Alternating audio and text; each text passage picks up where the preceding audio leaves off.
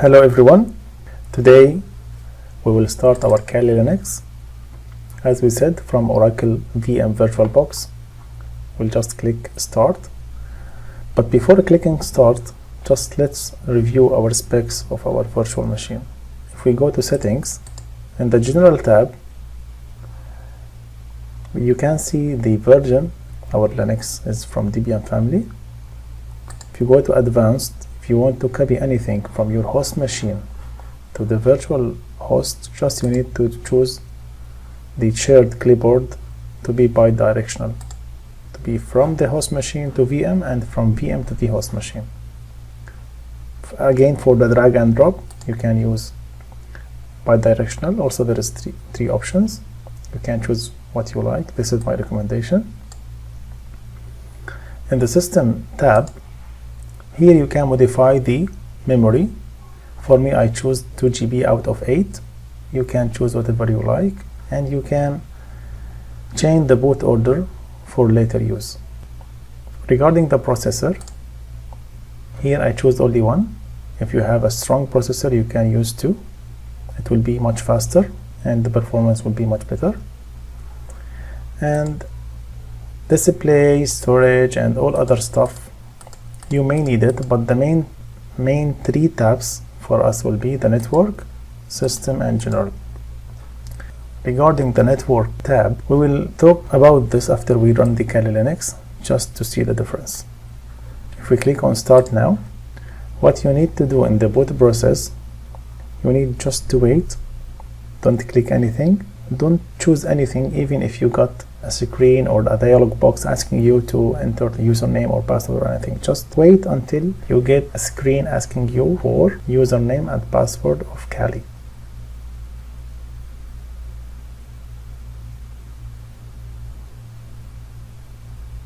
No need to enter anything here. Just I'm trying to go step by step. I may be a little slow, but for beginners and for users whom didn't use the Linux before, just to be comfortable. Now in this screen, just enter the Kali and the same Kali.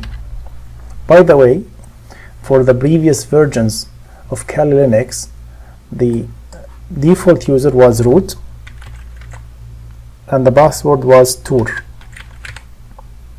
The password, okay, tour. But in the latest version of Kali Linux, they make it Kali. Just because root user, it is, as we said before, it's the administrator user. It has the highest privilege. It can do anything, many things in the system. So for beginners, always it's recommended to use Kali.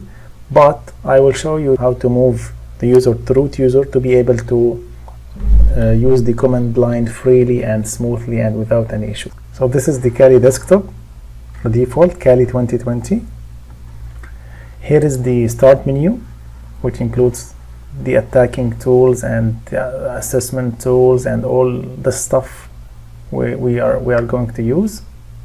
The first thing we need to do is to update our Kali Linux and make sure it's up to date before using it. So to do that, we need to make sure internet is there. If we click on web browser, and let's say we'll try to go to Google or Bing or any website. So what we can see here, internet is there.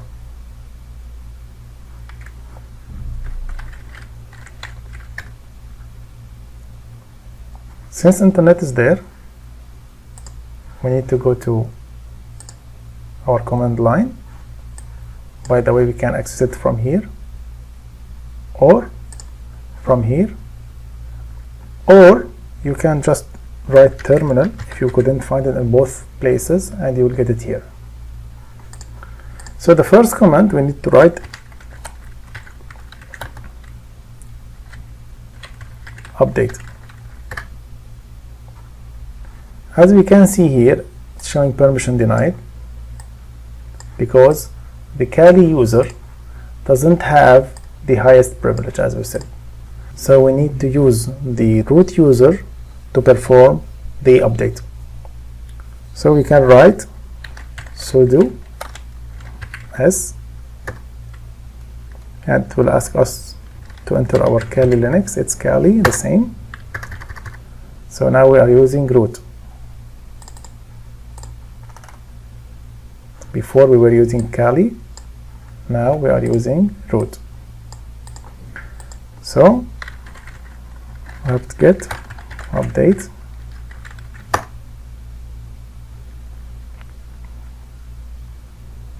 It will start updating the Kali Linux machine, and that will not take long time.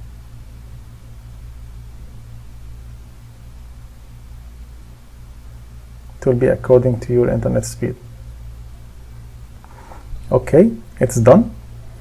The next thing we need to do is to upgrade all the libraries and batches and packages of the Kali Linux by writing this command: apt get test upgrade. Just press Y, enter. This will take longer time. See here, it's about 1.3 GB. So until it finishes, we can have some comments to learn. First thing, just to know which user you are using, just you can write who am I, and it will show Kali, and you can write host name to get the computer name you are using. Okay, so if you were using root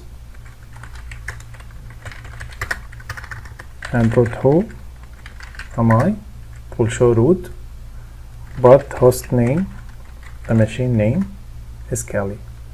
Previously as well, we have talked about the file system hierarchy. We said under slash there is many subfolders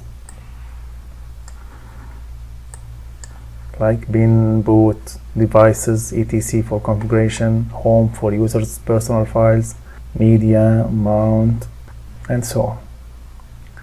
So here, if you go to Kali, this is the personal files of the Kali user.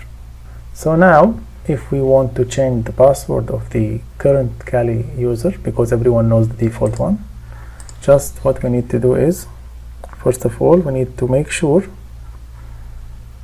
we are using sudo s, just use the user. By the way, sudo means super user do, just to get the highest privilege of that user. So we'll use pass wd, asking for new password. Just we can write whatever we like, retype, password updated successfully. In the next lecture, we're gonna proceed with our command line commands, just to get comfortable with Linux.